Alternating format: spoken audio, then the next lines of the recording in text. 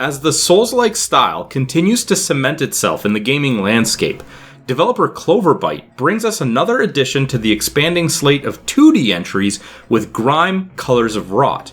The clear understanding of the necessary mechanics and unique tweaks to the formula make this a must-play despite its few rough edges. Combat is fairly traditional, consisting of light and heavy attacks mixed with iframe dodges, all while paying attention to a stamina gauge to ensure you don't leave yourself depleted and vulnerable. Perhaps the biggest change to the formula in Grime is the heavy reliance on the deflection system. While attacks that see the enemy flash in a red glow cannot be deflected, the damage from all other attacks can be nullified when timed correctly. Additionally, if the health of the enemy that you deflect is low enough, they will be absorbed, which serves two purposes. The first is that of fulfilling hunts, a predetermined number of a certain type of enemy that will unlock a new passive ability that can be specced into. These include anything from increasing your health pool, raising your defenses for a short time after a missed deflection, or even regaining a percentage of health from absorbed enemies. In order to add ranks to these, you must use currency obtained by killing mini-bosses of sorts called hunt points. The player does not initially have a straightforward healing item with charges that replenish at rest points, though some can be found throughout the game to serve almost strictly as complementary items.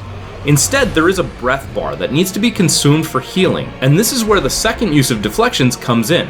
Absorbed enemies directly contribute to replenishing your breath. So while you will be granted a full bar by resting, if you do not deflect, you will not get more than the one healing charge.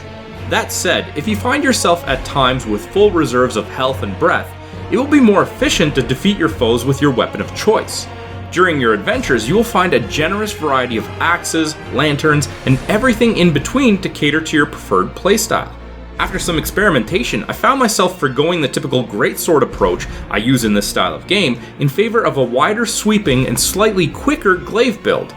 I urge everyone to do the same, as weapons have very distinct feels to them. Dispatched foes will provide you with this game's form of experience called mass, which will serve the expected uses of the genre. You can consume it at rest points to gain levels, so that you can increase your stats such as strength and dexterity, trade it at vendors for consumables, or use it in combination with shards to upgrade weapons. The difference here is that when defeated, you don't drop all your mass. Instead, you have something called Ardor, a dynamic multiplier for how much mass you gain, which increases when you defeat enemies and decreases when you take damage. Upon defeat, you will drop all of it in a vessel at that location, and retrieval will see you regain half of that amount. It creates a far less punishing feeling to failure. The landscape you explore is not that of the usual fantasy, medieval, space, sci-fi, or modern settings we have seen before. Instead, after some basic cavern and desert biomes, we find ourselves in some unique areas made up of gems or even flesh and bone. It has a much more grotesque feel, complemented amazingly by a soundtrack that is equal parts beautiful and claustrophobic. The presentation is absolutely something to behold when it's working. While patches seem to be coming quickly, the pre-built version of the game for this review is riddled with visual bugs. Never game-breaking, but seemingly never absent for long periods. Simple things like getting stuck on the landscape briefly, or corridors that would consistently cause attacks to lock up the character were fairly common. I lost count of how many times I would respawn after defeat to be standing on invisible assets that would need either a reload or for me to move a few rooms away to get them to finally pop in. With very generous autosaving, I never felt like these were game-breaking or beyond an annoyance, but they were obviously there. The Metroidvania elements were also ever present. Kill bosses to gain new traversal abilities, such as a giant skeletal vulture for the air dash, which will allow you to access new areas and some items in old ones.